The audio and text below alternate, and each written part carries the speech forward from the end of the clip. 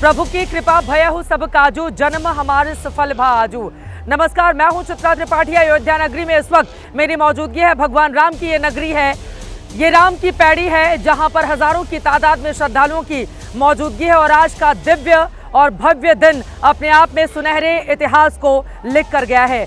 आज का दिन बेहद ऐतिहासिक रहा। आज संपूर्ण राम मंदिर का करोड़ों लोगों का वो सपना साकार हुआ जिसके लिए बरसों का संघर्ष रहा। अयोध्या में पीएम मोदी ने आज धर्म ध्वजा फहराई है।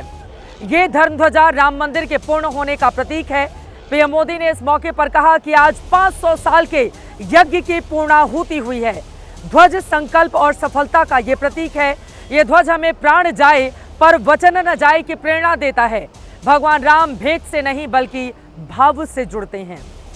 इसके साथ ही पीएम नरेंद्र मोदी ने 2047 तक विकसित भारत का संकल्प भी दोहराया है। आज अयोध्या में शुभ काम के साक्षी आरएसएस प्रमुख मोहन भागवत और उत्तर प्रदेश के सीएम योगी आदित्यनाथ भी बने। सीएम योगी ने कहा कि ध्वजारोहण नए युग का शुभारंभ है। आज हर दिशा में राम राज्य की अनुभूति हो रही है। मर्यादा, सत्य, न्याय और राष्ट्र धर्म के प्रतीक के तौर पर आज राम मंदिर पर ध्वजा लहरा रही है। देश में कोई भी काम हो उस पर राजनीति ना हो, ऐसा कैसे हो सकता है? और अयोध्या पर राजनीति बरसों बरस से हम देखते हुए चले आ रहे हैं और इसी वजह से लगातार आपको बताते चले विरोधी दल भारतीय जनता पार्टी पर अब सवाल खड़े कर रहे हैं। बीजेपी के विरोधी अपने अपने तरीके से कटाक्ष कर रहे हैं। समाजवादी पार्टी का कहना है कि भारत एक धार्मिक नहीं लोकतांत्रिक देश है। सिर्फ एक धर्म के लोगों को राजनीतिक लाभ के लिए संदेश दिया जा रहा है। कांग्रेस का कहना है कि पीएम को जाकर धर्म ध्वजा फहराने की कोई जरूरत नहीं। ये धर्म ध्वजा आरएसएस और भारतीय जनता पार्टी का है, राम जी का नहीं है। आपको ये भी बताते चले कि यूपी में तकरीबन 1.25 साल के बाद चुनाव होने वाले हैं, विधानसभा चुनाव होने हैं। सवाल यह है, जिस तरह से बीजेपी जय श्री राम का उद्घोष कर रही है, क्या उससे 2027 के चुनाव में बीजेपी का काम बन जाएगा? क्या अयोध्या से जो संदेश दिया जा रहा है वो बीजेपी एक बार फिर से उत्तर प्रदेश जिताएगा? सवाल ये भी है कि राम मंदिर तो संपूर्ण हो गया, क्या 2047 में विकसित भारत का बड़ा सपना जो बीजेपी की ओर से दिखाया जा रहा है वो पूर्ण होगा? क्या राम मंदिर एक बार फिर से मुद्दा बनेगा या फिर विरोधी दल जो दावे कर रहे हैं उनके दावों का दम दिखेगा? कई ऐसे सवाल हैं जिसको लेकर आज महादंगल में बड़ी चर्चा इसी राम की पैड़ी से हम करने वाले हैं, लेकिन उसके पहले आज के महत्वपूर्ण बयान सुनिए।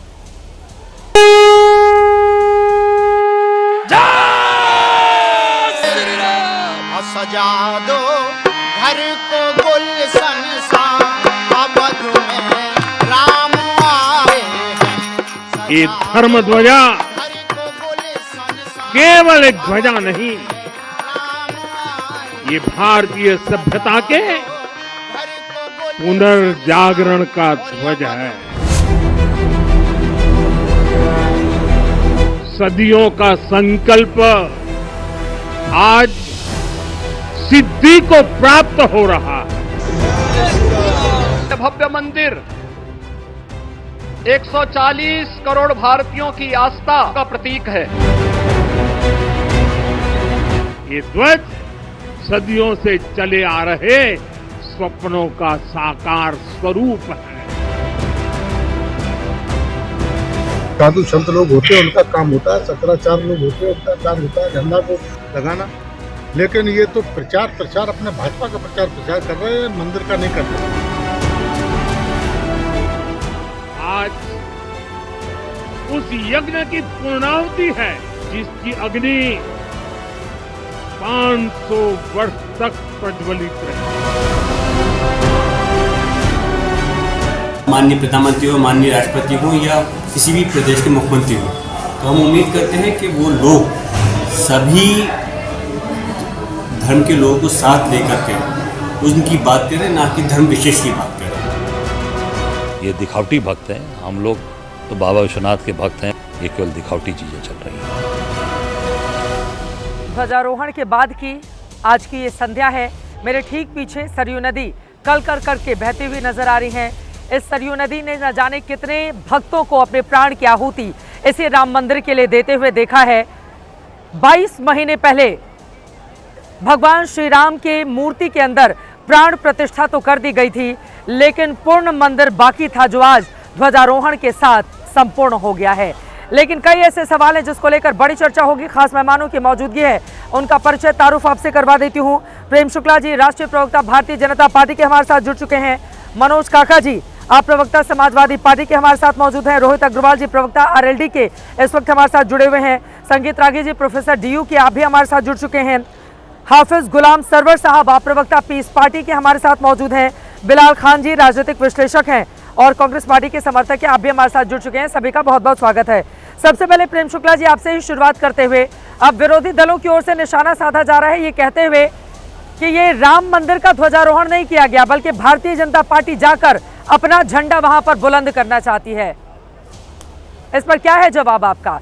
क्योंकि पूरी तरह से यकीनन यहाँ का माहौल भारतीय जनता पार्टी में तो था। ये बताइए, यहाँ के जो सांसद हैं समाजवादी पार्टी के, उनको भी आमंत्रित नहीं किया गया था इस कार्यक्रम के लिए?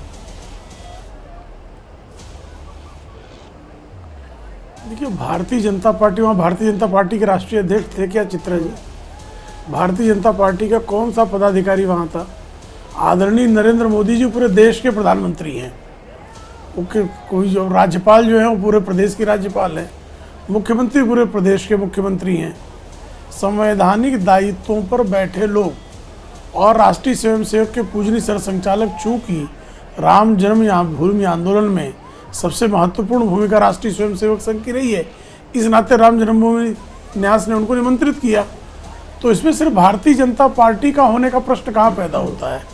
भाई वैसे तो श्री राम लला जो हैं ये आंदोलन, और किसी राजनीतिक दल ने तो हिस्सा लिया नहीं उसमें। श्री राम लला की को अयोध्या में विराजमान होना चाहिए, श्री राम जन्मभूमि पर उनका भव्य दिव्य मंदिर बनना चाहिए। ये कांग्रेस का आंदोलन था क्या? ये समाजवादी पार्टी का आंदोलन था क्या? ये राष्ट्रीय जनता दल का आंदोलन था क्या? ये पीस पार्टी का AIMIM का आंदोलन था क्या? यह आंदोलन तो 1989 के पालमपुर के भारतीय जनता पार्टी के अधिवेशन के बाद में भारतीय जनता पार्टी का आंदोलन था। तो अगर जो है भारतीय जनता पार्टी के लोग भी निमंत्रित कर लिए जाते तो भी कुछ बुरा नहीं होता। हालांकि श्री राम जन्मभूमि न्यास ने ये किया नहीं है। श्री राम जन्मभूमि न्यास ने संवैधानिक पदों पर बैठे व्यक्तियों को और श्री राम जन्मभूमि आंदोलन से जुड़े व्यक्तित्वों को ही इसमें निमंत्रण भेजा था। अब जहां तक बात है कि वहां के सांसद को निमंत्रण न भेजना, श्री राम लला के प्राण प्रतिष्ठा के कार्यक्रम में तो उनको निमंत्रण भेजा गया था, वो नहीं आए। वो वहाँ के स्थानीय सांसद हैं, वो श्री रामलला का दर्शन करने आज दिन तक क्यों नहीं गए? श्री रामलला के दर्शन के लिए क्या किसी आमंत्रण की उनको अपेक्षा है? अगर उनकी राम में भक्ति है, आस्था है, विश्वास है, तो अपने ही निर्वाचन क्षेत्र में श्री रामलला के दर्शन करने जाने के लिए उनको श्री राम जी के मंदिर न्यास की तरफ से आमंत्रण की प्रतीक्षा है क्या? किसने उनको रोक रखा है? कब रोका गया उनको? और वो जो दलित वाला कार्ड खेल रहे हैं, खुद से ही उनको आ जाना चाहिए था, उनको आमंत्रण की जरूरत नहीं थी। ठीक है, अब मैं आ जाती हूँ मनोज काका जी के पास। समाजवादी पार्टी के प्रवक्ता इस वक्त हमारे साथ जुड़े हुए हैं। मनोज काका जी, आज प्रधानमंत्री नरेंद्र मोदी ने जो बड़ी बातें कही हैं उसमें यह भी है कि राम हमसे भेदभाव नहीं करते, वो भावना से जुड़ते हैं, भेदभाव से नहीं। उनके लिए वंश नहीं, भक्ति जरूरी है, वो सत्ता को नहीं, सहयोग को महत्व देते हैं। और प्रधानमंत्री नरेंद्र मोदी ने इस बात का भी पुरजोर तरीके से जोर देते हुए अपने वक्तव्य को आगे बढ़ाया कि बीते 11 साल में समाज के हर वर्ग, चाहे वो महिलाएं हों, चाहे वो दलित हों, चाहे वो पिछड़े वर्ग के लोगों हों, आदिवासी, वंचित, मजदूरों, युवाओं, सभी को केंद्र में रखकर सबके विकास के लिए सरकार प्रतिबद्ध रही है। मनोज काका जी, जो प्रधानमंत्री जी बात कह रहे हैं कि मर्यादा पुरुषोत्तम भगवान राम का आदर्श विभेदकारी नहीं है, उसमें किसी भी तरह के लोगों के साथ भेद नहीं किया जाता, इससे हम पूर्णतः सहमत। ये ठीक बात है। मर्यादा पुरुषोत्तम भगवान राम का विमर्श यही था, जिसको तुलसीदास जी ने भी लिखा कि जासु राजप्रिय प्रजा दुखारी सो नृपावसी नरक अधिकारी। लेकिन जो उन्होंने समग्र अगर किसी के साथ भेद नहीं करने का मर्यादा पुरुषोत्तम भगवान राम का विमर्श है, ये ठीक बात है। कृष्ण का विमर्श है, शिव का विमर्श है। हम लोग तो चाहते हैं, हमारा तो ये डॉक्टर लोहिया कहते थे कि राम की मर्यादा पुरुषोत्तम राम की मर्यादा, शिव का विवेक और कृष्ण का प्रेम, ये तीन ही भारत को सबसे सर्वश्रेष्ठ भारत बना सकता है, और उसी को हमारे राष्ट्रीय अध्यक्ष जी माननीय अखिलेश यादव जी कहते हैं। अगर सच में उनके कोई विभाजनकारी या भेदकारी या किसी तरह का वो भेद नहीं करते हैं, तो वहां के स्थानीय सांसद जो दलित तबके से आते हैं, मर्यादा पुरुषोत्तम भगवान राम तो सबरी के पीड़ा और सबरी के ममत्व के साथ जुड़े, आदिवासी थी सबरी माता, उनके घर गए, उनका जूठा खाया। लेकिन अगर प्रधानमंत्री जी अपना अगर दिल इतना बड़ा करते, चूंकि वो बात जो बात है कि हाथी के दांत खाने के कुछ और दिखाने के कुछ और, चूंकि प्रधानमंत्री जी का पूरा जो उनका जो विमर्श है वो आरएसएस का है, और आरएसएस का पूरा विमर्श क्या है, विभाजनकारी है। अगर प्रधानमंत्री जी सच मायने में मर्यादा पुरुषोत्तम भगवान राम के विमर्शों का अनुसरण करते, तो निश्चित रूप से स्थानीय सांसद को भी बुलाते, उन्हें अग्रणी पंक्ति में बैठाते, चूंकि वही अयोध्या की जनमानस ने उनको चुना हुआ है। और जो प्रधानमंत्री जी कह रहे हैं कि 11 सालों में विकास किया, तो प्रधानमंत्री जी ने 11 सालों में क्या विकास किया? चाइना ने ग्वादर से लेके चाबहार तक एक्सप्रेसवे बनवा दिया, और आए दिन खबरें आती हैं कि अभी हम बॉर्डर पर बंकर नहीं बनवा पाए। आज बेरोजगारी सबसे ज्यादा है, हर घर से, भारत के हर परिवार से निकला हुआ हुनरमंद और प्रतिभाशाली युवा आत्महत्या करने को तैयार है, क्योंकि उसे रोजगार नहीं है। प्रधानमंत्री से जब देश के लोगों ने सवाल पूछा कि आपने कितना रोजगार दिया, तो वो कहे कि 10 सालों में हमने 7 लाख रोजगार दिया। प्रधानमंत्री का विकास कुछ इस तरह से है कि दरभंगा में एम्स का 62 देते हैं, जहां पर पूरी तरह से धूल धूसरी जमीन है और तालाब है, ये आपने भी देखा है। अगर प्रधानमंत्री जी ने विकास किया है, तो आज रुपया कहाँ है, डॉलर के बरक्स। ये हमारे प्रधानमंत्री मोदी जी का ही बयान है कि जब रुपए की कीमत गिरती है तो देश की प्रतिष्ठा गिरती है। आज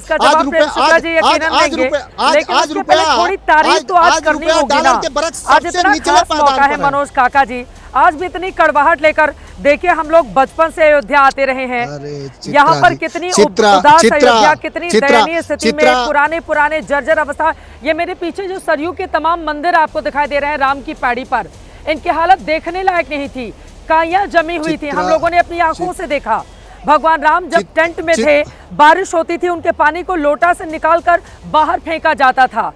आज अगर इतना भव्य मंदिर बनकर तैयार हुआ है अयोध्या में, सर्वांगीण विकास कौन इनकार करेगा? आप यहाँ के रोड, यहाँ की सड़कें, यहाँ की लाइट, लोगों की दुकानें देख लीजिए। छोटी छोटी जो दुकानें पहले हुआ करती थी, पहले जो लोग यकीनन 20,000 कमाते थे, आज वो 1 लाख से 1.5 लाख रुपए कमाते होंगे। यहाँ पर इतनी ज्यादा भीड़ भी आती है, तो कम से कम कुछ तो श्रेय नरेंद्र मोदी को आप लोग देंगे ना। और स्थानीय सांसद वो तो खुद ही यहाँ कर रहे हैं, प्रधानमंत्री तो दिल्ली से आ रहे हैं। स्थानीय सांसद को आकर अगवानी करनी चाहिए थी। वो बोलते कि मैं प्रधानमंत्री जी को लेने जाऊंगा, वो बोलते कि मैं राम मंदिर में जाऊंगा, भले नहीं बुलाया गया है तो क्या हुआ, मैं गेट तक तो जाऊंगा ही।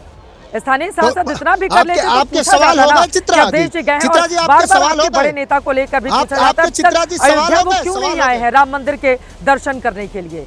थोड़ा तो श्रेय देंगे ना नरेंद्र मोदी को, मनोज काका जी। अयोध्या का सर्वांगीण विकास हुआ है, इससे कैसे करेंगे इनकार? आपने श्रेय लिया नहीं, आपकी श्रवण शक्ति तो अच्छी है चित्रा जी। मैंने इतना सारा श्रेय दिया। प्रधानमंत्री जो देश के प्रधानमंत्री हैं, मोरे भी उतने ही प्रिय हैं जितने आपके हैं। हम उनके उत्तम स्वास्थ्य के और अच्छे रहने की कामना करते हैं। उनको हमने कितना श्रेय देना चाहिए, कितना श्रेय। उसी सरयू में लोग अपना जनेऊ तोड़ के, वहां के लोग, स्थानीय लोग जिनके उनके जमीनों का मुआवजा नहीं मिला, मरने को तैयार थे। राष्ट्रीय अध्यक्ष जी अखिलेश यादव जी ने उनके पीड़ा के साथ भी रहिए। आपकी दृष्टि राम तो हर जगह है, हमारा तो ये भी विमर्श है कि हम में, तुम में, खड़क खम में, घटी घटी राम है। श्री राम तो हर जगह है, लेकिन जन्मभूमि तो नहीं बदल सकता है ना व्यक्ति। मनोज काका जी, आपका जहाँ पर जन्म हुआ होगा उस जगह को बदलकर आप लखनऊ तो नहीं कर लेंगे। राम का जन्म जहाँ पर हुआ था, आप देखिए, यही तो दिक्कत है ना आप लोगों की, कि राम का जन्म हुआ है अयोध्या में, आप कहिए राम तो हर जगह है, तो भाई उनकी अयोध्या को छोड़ दिया जाए। चित्रा जी, सिर्फ एक दृष्टि से, कीर्तन वाली दृष्टि से काम नहीं, दृष्टि समग्रता से करनी। प्रधानमंत्री 144 करोड़ लोगों के प्रधानमंत्री हैं, और सबके दुखों का, सबके तकलीफों का उन्हें देखना पड़ेगा कि आज देश की हमारी स्थिति क्या है। और हमने, आपने, सबने देखा कि आज हमारा सबसे बड़ा फाइटर प्लेन जो सबसे, जिसकी दुकान लगाई जा रही थी, उसमें हमारा एक बहादुर साथी और सैनिक हमारा शहीद हो गया। क्या हो गया, ये सवाल है।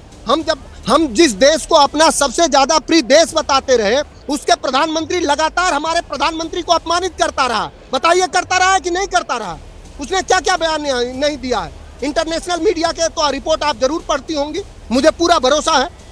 तो हम तो प्रधानमंत्री को हर स्तर पर सशक्त देखना देखना चाहते हैं, क्योंकि प्रधानमंत्री हमारे भी हैं। प्रधानमंत्री सशक्त रहेंगे तो देश सशक्त रहेगा। और प्रधानमंत्री ने हर स्तर पर, चाहे वो विज्ञान का स्तर हो, विकास का स्तर हो, सामरिक सुरक्षा का स्तर है, सब जगह बर्बादियां हमने देश ने, मुल्क ने देखी है। प्रधानमंत्री के पैरों के नीचे RDX आकर के बम फट रहे हैं और हम प्रधानमंत्री का कीर्तन गाएं। बाकी लोगों के पास में जाऊंगी। संगीत रागी जी भी आ चुके हैं। ठीक है, ठीक है। प्रेम शुक्ला जी, आप जवाब दीजिए। उन्होंने कहा कि रोजगार का मुद्दा इतना बड़ा है, उससे ध्यान भटकाने के लिए आप लोग इस तरह के मुद्दे लेकर आ जाते हैं हमेशा। प्रेम शुक्ला जी, देखिए, रोजगार में EPFO के आंकड़े बताते हैं कि 2019 से 2025 के बीच में जितना 1991 से लेकर 2014 के बीच जितने रोजगार के EPFO के आंकड़े नहीं थे, उतने EPFO के आंकड़े हुए। EPFO में कोई जो है फर्जी तो किसी का आंकड़ा पेश नहीं कर सकता, क्योंकि उसको कंट्रीब्यूट करना पड़ता है। EPFO का आंकड़ा बता रहा है कि रोजगार सृजन में वृद्धि हुई और बेरोजगारी सबसे नीचे के दर पर है। अब ये इस तथ्य को माना जाए कि नहीं माना जाए, इंटरनेशनल मॉनेटरी फंड कहता है कि भारत में गरीबी से निकालने वालों की संख्या में रिकॉर्ड वृद्धि हुई है, गरीबी से लोगों को मुक्ति दिलाई गई है। ये इंटरनेशनल मॉनेटरी फंड बता रहा है। इंटरनेशनल मॉनेटरी फंड कह रहा है कि भारत सबसे तीव्र गति से विकास करने वाली अर्थव्यवस्था है। अब इनकी बात को माना जाए कि जो अफवाहें फैलाते हैं उनकी बात को माना जाए? अफवाहों को तो नहीं माना जाएगा ना। जो विश्व की क्रेडिट रेटिंग एजेंसीज हैं, जो विश्व की मानक संस्थाएं हैं, विश्व की मानक संस्थाएं इस बात की तस्दीक करती हैं कि भारत का आर्थिक विकास आदरणीय नरेंद्र मोदी जी के नेतृत्व में तीव्रतर हुआ है। बेरोजगारी घटी है, महंगाई दर सबसे निम्नतम स्तर पर है। ये मोदी जी के कार्यकाल में ही संभव हुआ। जब कोरोना के बाद पूरी दुनिया महंगाई के अजगर से तोड़ी जा रही थी, उस समय भारत को महंगाई से बचाने का अगर पुरुषार्थ किसी के नेतृत्व में हुआ तो आदरणीय नरेंद्र मोदी जी के नेतृत्व में हुआ। अब आज जब श्री राम लला के भव्य दिव्य मंदिर पर ध्वजारोहण हो रहा है तो महंगाई किसको याद आ रही है? आतंकवाद पर कौन बात कर रहे हैं? श्री राम लला के मंदिर पर हमला करने वाले आतंकवादियों का मजहब पूछकर उनको छोड़ने का कुकर्म करने वाले ये तय करेंगे। श्री राम लला के मंदिर पर हमला करने वाले आतंकवादियों चूंकि मुसलमान हैं इसलिए उनको छोड़ देना चाहिए, इस तरह का सांप्रदायिक निर्णय लेने वाले ये बात करेंगे। आतंकवाद पर वो बात करेंगे जिन्होंने टाटा को हटाने की जवाब दे दीजिए, फिर मैं आतंकवाद पर वो बात करेंगे जिन्होंने पोटा हटवा दिया। जी ठीक है, ठीक है। चित्रा जी, प्रत्यक्ष को प्रमाण की आवश्यकता नहीं होती है। जल्दी से जवाब दे दीजिए। चित्रा जी, प्रत्यक्ष को प्रमाण की आवश्यकता नहीं होती है। पहलगाम से लेकर पुलवामा तक हमारे लोगों के, हमारे वीर सैनिकों के चिथड़े उड़ गए और प्रधानमंत्री जिम कारपेट में अपनी वीडियो बनवा रहे थे। तो ये पूरा देश जानता है। देश सिर्फ टीवी के विमर्श से ही नहीं चलता। देश के 140 करोड़ लोग बखूबी समझते हैं कि इस देश में कौन क्या कर रहा है। हमारे जो वाजिब सवाल है, दुर्भाग्यपूर्ण है, उसका जवाब नहीं मिला है। कौन है देश को, कौन चला रहा है? सबसे पुलवामा हमला कब हुआ? पहलगाम कब हुआ? 4 लोग इतने अंदर आ गए, कैसे आ गए? RDX 3-3 हजार किलो RDX हरियाणा और फरीदाबाद में पकड़ा जा रहा है। देश की सरहदें कौन चला रहा है? चित्रा त्रिपाठी चला रही है, मनोज काका चला रहा है, समाजवादी पार्टी चला रही है कि देश के प्रधानमंत्री को और देश के गृह मंत्री की भी कोई अपनी जिम्मेदारी है कि सिर्फ वैभव विलास का प्रदर्शन ही उनकी जिम्मेदारी है? यह वाजिब सवाल है चित्रा जी। ठीक है, मैं संगीत रागी जी से जवाब ले लेती हूँ। संगीत रागी जी, वो कह रहे हैं कि वैभव विलास का प्रदर्शन किया जा रहा है वैभव विलास है और जो जरूरी मुद्दे हैं ये उनको विलास गौर है कर दिया है सरकार ने। कैसा जो है दुष्कांड रचने की बातें कर रहे हैं लोग, ये विलास है। इस सांस्कृतिक जो है नवोदय को आप कह रहे हैं कि विलास है। ये विलासी जो सैफई में नृत्य कराते थे उनको सब विलास दिखाई दे रहा है। देखिए कहां से कहां बात ले जाई जा रही है। देखिए जब जवाब नहीं होता तो कहां विलास की बात करते हैं। हमने विलास की बात करते हैं। ध्वजारोहण का स्वागत है, हमने शुरू में ही कहा। देखिए कहां से कहां जब जवाब नहीं आते हैं तो व्हाट्सएप यूनिवर्सिटी वाले लोग ऐसे ही करते हैं, इधर से उधर। विलास की जैसे शब्दों का प्रयोग जो है विलासी कर सकते हैं, अय्याश कर सकते हैं। नृत्यांगनाओं के नृत्य में मदहोश हो जाने वाले लोग कर सकते हैं। अभी कर रहे तक होंगे नहीं वो जाएंगे। अय्याश होंगे। राम की नगरी में अय्याश सैफई में थे, सैफई में कौन अय्याशी कर रहा था? कौन अय्याशी कर रहा था? सत्ता की अय्याशी सैफई में कौन करता था? ठीक है, अब मैं संगीत रागी जी को लेकर आऊंगी। भगवान राम की नगरी है, मर्यादा सिखाते हैं पुरुषोत्तम श्री राम, तो हम उसी मर्यादा का पालन करेंगे। संगीत रागी जी अब सीधे आपके पास आते हुए उनकी बातें आपने सुनी, वो कह रहे तमाम मुद्दे हैं जिनसे ध्यान भटकाने के लिए बार बार और पूरा श्रेय लिया जाता है आप लोगों की ओर से। इससे देश को क्या हासिल हो जाएगा? संगीत रागी जी। देखिए, अब तक अयोध्या में 40 करोड़ दर्शनार्थी आ चुके हैं। अर्थव्यवस्था और आस्था दोनों पल्वित और पुष्पित हो रहा है। राम ही राष्ट्र है और राष्ट्र ही राम है। राम के इतर इस राष्ट्र का कोई परिचय नहीं हो सकता है। भारत में इस्लाम न हो तब भी इस राष्ट्र के परिचय हो सकता है, लेकिन यदि राम नहीं हो तो इस भारत का परिचय नहीं दिया जा सकता है। दूसरी बात, हर राष्ट्र का उसका एक गुरुत्व केंद्र होता है, हर व्यक्ति का गुरुत्व केंद्र होता है। जब वो डिगता है, हर वस्तु का गुरुत्व केंद्र होता है। उसमें जैसे ही असंतुलन आता है वो इधर उधर हिलना शुरू कर देता है। आक्रमणकारियों ने, पहले मुस्लिम आक्रमणकारियों ने, इस्लामिक आतंकवादियों ने, आक्रांताओं ने और बाद में ब्रिटिश ने, इन दोनों ने जो असंतुलन पैदा किया था इस देश में, भारत पुनः से उस अपने गुरुत्व केंद्र की ओर लौट रहा है। उसका गुरुत्व केंद्र क्या है? सनातन धर्म, सनातन धर्म की धारा, वही उसका, और उसके आसपास जो हिंदू संस्कृति और हिंदू सभ्यता, ये जो है वही उसका गुरुत्व है। जो राष्ट्र अपनी जड़ों से कट जाता है वो निश्चित ही कट जाता है। आज ईरान उस राष्ट्र की धारा से, ईरान जब अपनी मूल धारा से कट गया तो वहाँ पर आप जहाँ देख रहे हैं कहाँ कौन कौन से आतंकवादी पल रहे हैं। पाकिस्तान मूल धारा से कटा और इस्लाम परस्त हुआ तो देख रहे हैं कि कहाँ क्या क्या हो रही है। दरअसल है क्या, हुआ क्या है? पिछले 70 साल में भारत विभाजन के पश्चात भी इस देश को आंशिक इस्लामीकरण और आंशिक क्रिश्चियनाइजेशन की तरफ ले जाने वाला वेटिकन ताकतें और इस्लामिस्ट ताकतें जिस रंग महल को खड़ा किया था, उसको नरेंद्र मोदी ने पिछले 11 साल में ध्वस्त कर दिया है। और इसीलिए जो लोग गजवाए हिंद का सपना देखते थे, जो वेटिकन के द्वारा आरोपित इस भारत में आकर के भारत को अंदर से दीमक की तरह चाटने का प्रयास कर रहे थे, उन सबको नरेंद्र मोदी ने बर्बाद कर दिया है। इसीलिए वो करा रहे हैं, इसीलिए वो छाती पीट रहे हैं और इसीलिए रुदन कर रहे हैं। मैं बार बार कहता हूं, अभी कहा काका जी ने, मैं बड़ा उनका सम्मान करता हूं, उन्होंने कहा कि पहलगांव हो गया, ये हो गया। अरे इन रेडिकल इस्लामिस्ट ताकतों को कौन जन्म दिया है, किसने किया है? वो इस्लामिक शिक्षा के द्वारा पल्वित पिस्वित हुए हैं, लेकिन उनको बड़ा करने का खाद बीज का कौन काम किया है? ये नेहरू गांधी परिवार और कांग्रेस पार्टी ने किया है।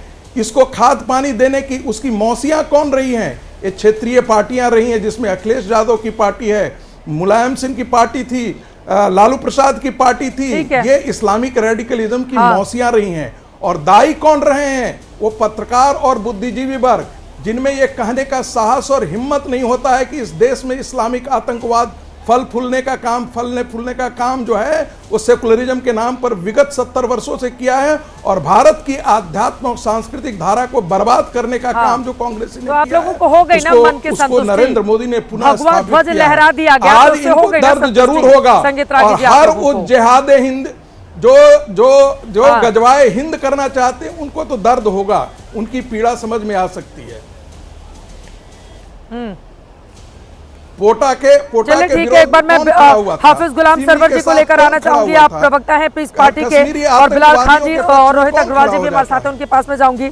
हाफिज गुलाम सरवर जी, आप लोगों को भी दिल खोल कर देखिए, हिंदू धर्म को, सनातन धर्म को मानने वालों ने इतनी लंबी लड़ाई लड़ी, देश के लोकतंत्र के प्रति आस्था थी, कोर्ट के प्रति आस्था थी, इतने सालों के बाद न्याय मिला, उसके बाद राम मंदिर का निर्माण हुआ।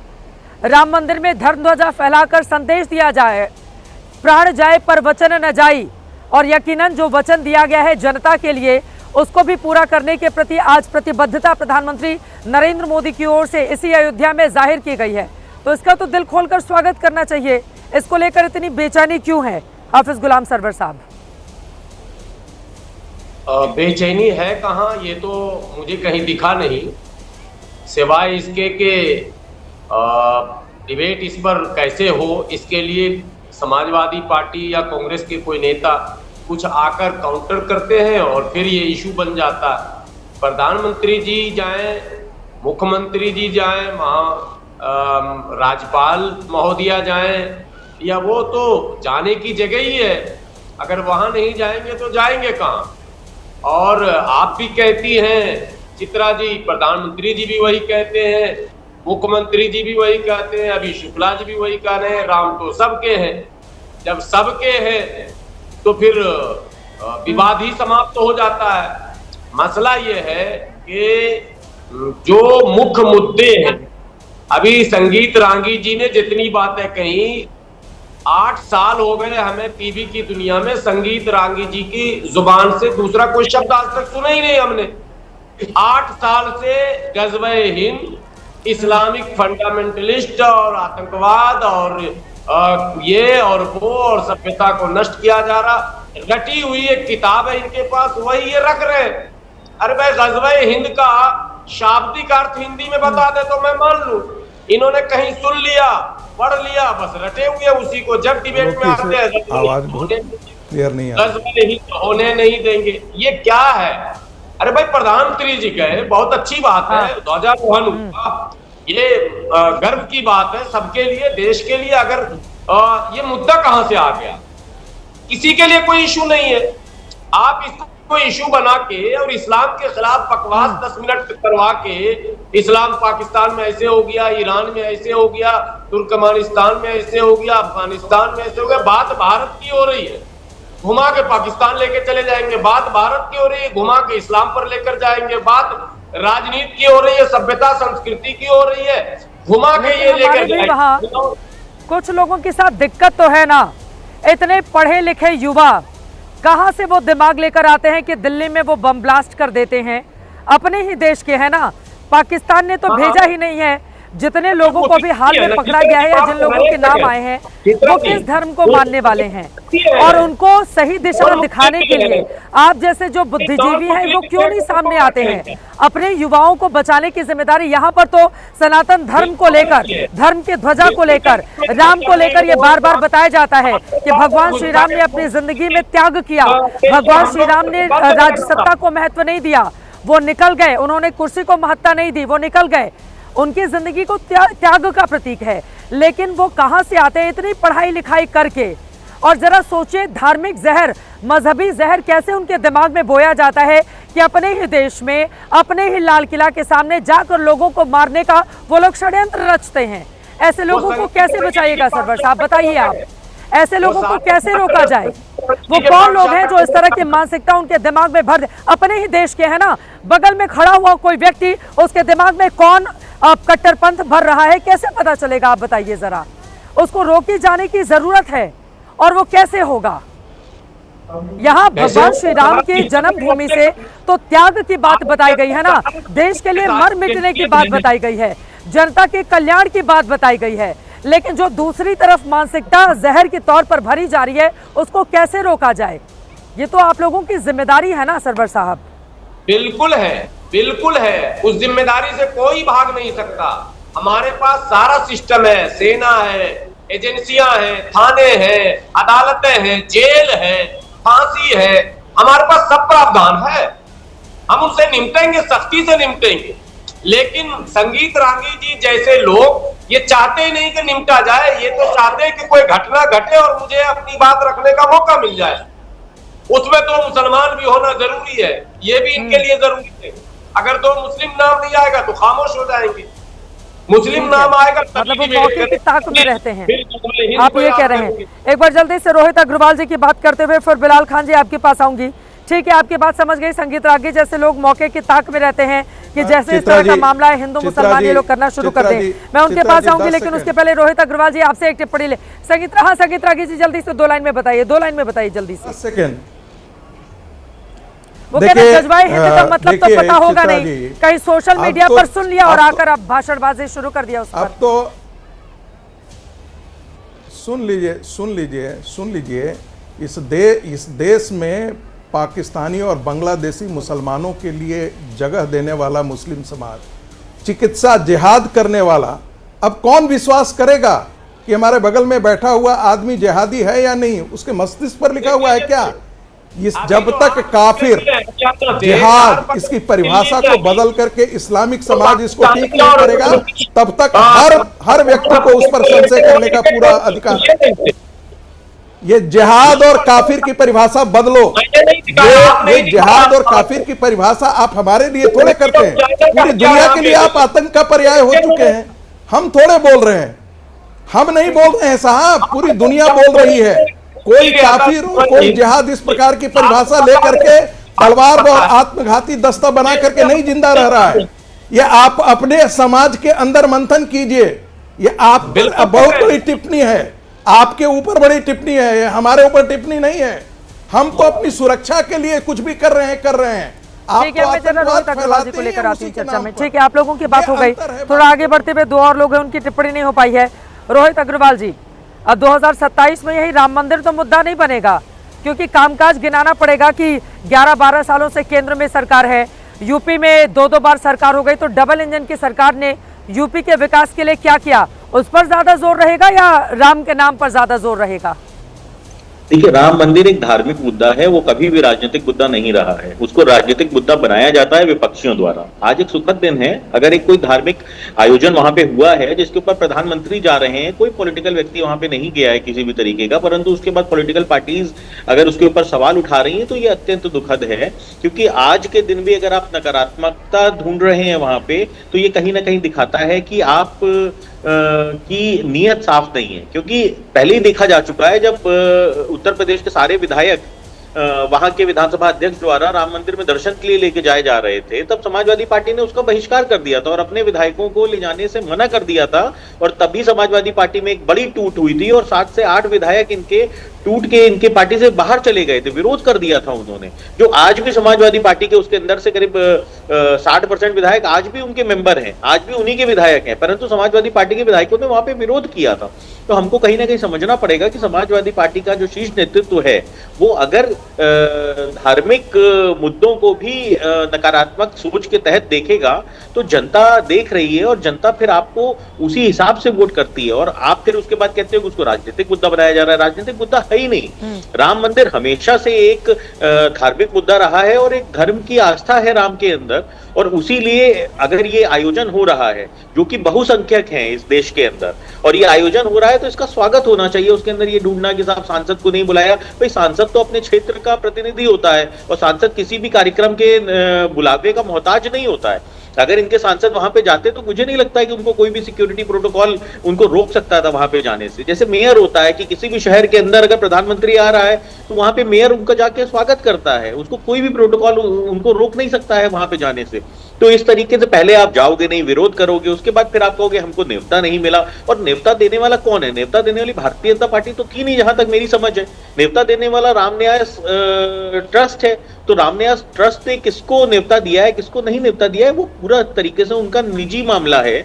और ये धर्म और आस्था का विषय है, ये राजनीति का विषय नहीं है। हर चीज के अंदर राजनीति ढूंढ के निकालना और उसके बाद उसके अंदर कहीं ना कहीं धर्म के नाम पे बंटवारा करने की कोशिश करना, मुस्लिम वोट को पोलराइज करने की कोशिश करना, ये कहीं ना कहीं विपक्ष का एक चेहरा सामने आ चुका है। जिसके कारण बिहार में हमने देखा ना, इन्होंने कितनी नकारात्मक सोच दिखाई। इन्होंने धार्मिक आयोजनों के दौरान इन्होंने किस तरीके से मछली और उसके कांटे दिखाए, उसके बाद जनता ने इनका क्या हर्ष किया कि वही कांटे आज इनको चुभ रहे हैं।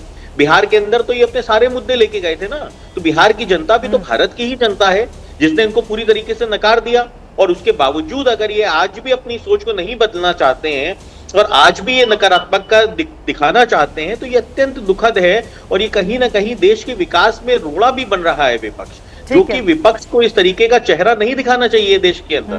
देश की जनता के लिए विपक्ष एक सकारात्मक सोच के तहत उसको आगे आना चाहिए और जनता के मुद्दे उठाने चाहिए, ना कि उसको धार्मिक मुद्दों के ऊपर उसके अंदर वोट पोलराइज करने की कोशिश करनी चाहिए। अरे तो आप लोग भी तो राम मंदिर का न्योता बाकी जगहों पर बांटते हैं, लोगों को देते नहीं है। बुला लिया होता क्या दिक्कत हो जाती? वो यहाँ के सांसद थे और भी विपक्षी नेताओं को आप न्योता तो भेजते, वो नहीं आते तब आप लोग मुद्दे उठाते। आप लोगों ने तो न्योता भेजा नहीं और अब वहां से सवाल उठाया जा रहा है, तो आप कह रहे हैं कि बिना न्योते के ही उनको चले आना चाहिए था। ठीक है, आपकी बात समझ में आ गई। बिलाल खान जी राजनीतिक विश्लेषक हमारे साथ जुड़े हुए। बिलाल खान जी, अब आपके पास आते हुए, प्रधानमंत्री ने आज राम मंदिर के प्रांगण से कहा कि गुलामी की मानसिकता से मुक्त होने का यही समय है, सही समय है।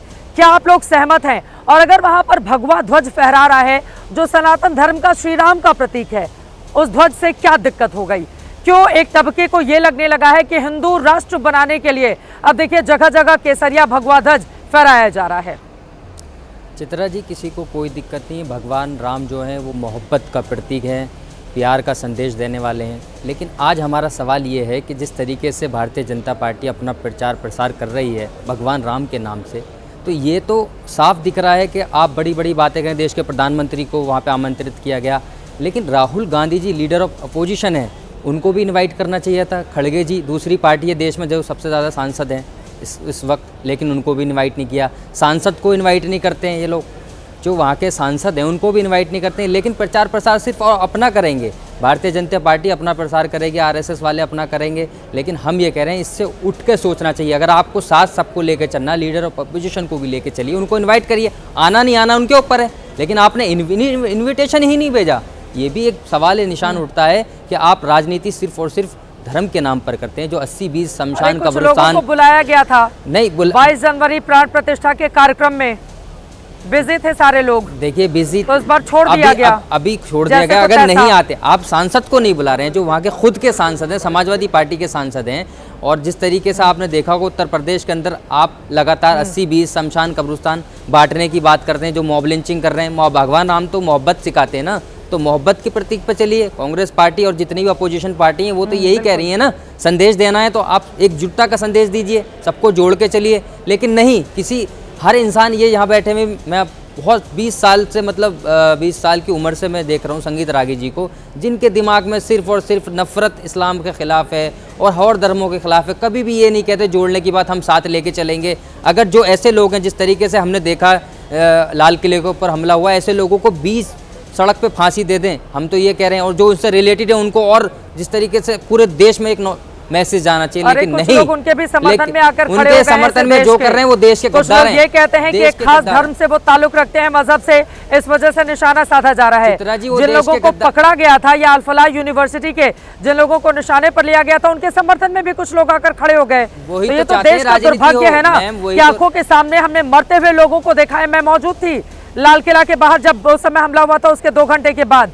ऐसे लेकिन आतंकवादियों के समर्थन में भी जब देश का एक तबका आकर खड़ा हो जाएगा तो पूछा जाएगा ना कि कहां पर कमी हो गई है। कोई तबका नहीं खड़ा है, राजनीतिक बयान देने का काम जो करते हैं, सुन लीजिए, चाहे वो इमरान मसूद ने बयान दिया, गलत बयान दिया, पार्टी ने उनको डांट लगाने का काम किया, कोई भी हो बयान दे रहा है, वो हमारे देश के खिलाफ हैं। और ऐसे ही लोग गद्दार हैं जो पार्टियों में भी शामिल हैं, जो मिलकर जानबूझकर इस तरीके से बयान दिए जाते हैं। लेकिन जो इस देश को मोहब्बत करता, साथ ले जाने वाले, हिंदू मुसलमान की बात जो एक साथ रखने वाले हैं, वो चाहते हैं कि देश आगे बढ़े, मुसलमानों को भी लो, हिंदू को भी लो। लेकिन लगातार ये नफरत की बात करेंगे, बेरोजगारी की बात नहीं करेंगे, महंगाई की बात नहीं करेंगे, देश के अंदर लगातार अर्थव्यवस्था का क्या हाल है उस पर बात नहीं करेंगे। लेकिन नहीं, इनको सिर्फ और सिर्फ एक धर्म की, एक जाति की बात करनी है, जिससे देश में कम्युनल मसला हो, और इस तरीके से ही मुद्दे चलाने। तो हमें तो सवाल करने का हक है ना। हमने यही कहा कि आप सबको साथ लेके चलिए, हम भी आपके साथ चलेंगे। लेकिन जो गद्दारी कर रहा है, जो गद्दार है इस देश में, गद्दारी के नाम चाहे कोई भी हो, नाथुराम गोडसे पे इनकी आवाज नहीं खुलती।